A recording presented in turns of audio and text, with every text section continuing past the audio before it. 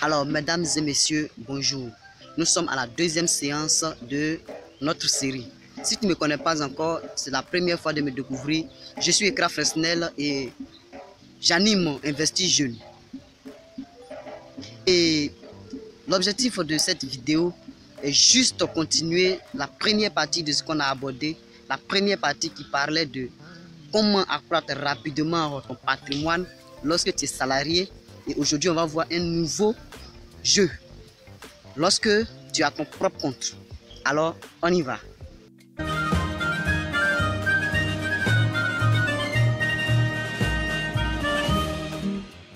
L'objectif ici est de ne plus dépendre de ton salaire pour vivre ta vie. Un rappel de prérequis. La dernière vidéo parlait sur quoi? Conserve ton emploi. D'abord, en un premier temps, quand tu es salarié, bien sûr, d'épargner au moins 10% de ton business, tes revenus. Et la troisième chose était aussi d'investir dans ton business, bien sûr. Et la dernière partie était d'acquérir des biens immobiliers qui ne pourrissent pas. Alors, si tu n'as pas vu cette vidéo, je te présente en description afin que tu puisses consulter. Ou bien tu vas en playlist pour voir toutes les vidéos de la même série que je te mettrai aussi le lien en description. Alors, l'objectif ici, je vous ai bien dit, c'est de ne pas dépendre d'une autre personne. Dépendre de toi-même, ton business. Et si tu n'es pas capable d'être indépendant financièrement, si tu n'as pas un boss pour te mettre la pression, alors je te propose de suivre ici pour te donner plus d'idées à investir, à gagner de l'argent propre à toi-même.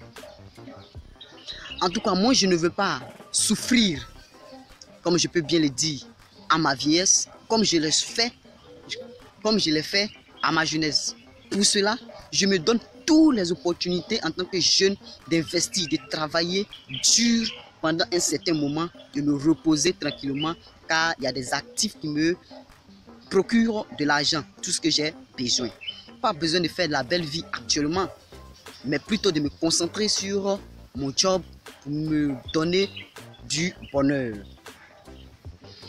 Donc, dans cette deuxième partie, nous allons voir comment accroître rapidement son patrimoine lorsqu'on est à nous-mêmes notre propre compte. Être à ton propre compte, c'est vraiment difficile de gérer puisque si tu perds ce business, alors tu es à la traîne, à la ruine. Tu as beaucoup de difficultés en ce moment-là. Donc, c'est tout un fardeau que tu portes. La famille compte sur toi à la maison. Les enfants comptent sur toi, sur ce même business. Donc, tu as toutes les possibilités de réussir dans ce milieu. Quand tu as ton propre compte, ton entreprise, c'est toi qui gères, tu n'as pas besoin de boss. Mais ici, je ne te propose pas grand-chose, mais tu as deux choses que je te propose pour accroître rapidement ton business qui est à ton propre compte. Ici, sache que c'est toi-même qui gères, c'est toi-même qui es le boss de toi-même. Alors, donc, je te propose la première chose. La première chose est de te concentrer au maximum sur ton business. Concentre-toi au maximum sur ton business. Ça veut dire quoi?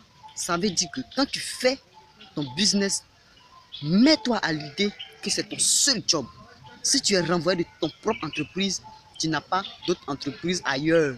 Tu vas devoir parcourir plusieurs entreprises pour être embauché. Pour ne pas arriver à là, tu es obligé de te concentrer au maximum sur ce business. Car c'est le seul moyen de te rendre riche ou bien accroître tes revenus, bien sûr.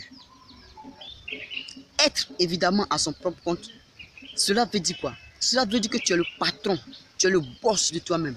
Tu quittes à la maison à l'heure que tu veux, tu arrives au travail à l'heure que tu veux, mais tu as des personnes sous ta responsabilité. Ce sont ces personnes-là dont tu peux bousculer à tout moment pour faire ce que tu as envie de faire.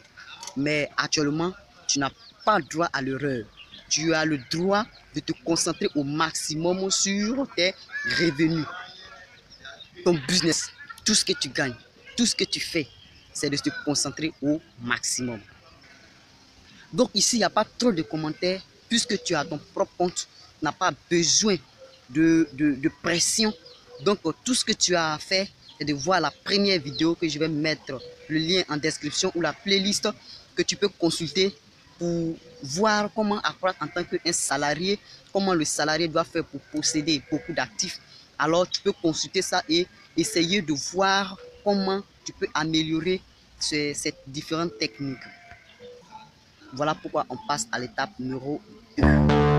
L'étape numéro 2 est de t'assurer au maximum que ce business te rapporte de l'argent pour pouvoir acquérir plusieurs actifs.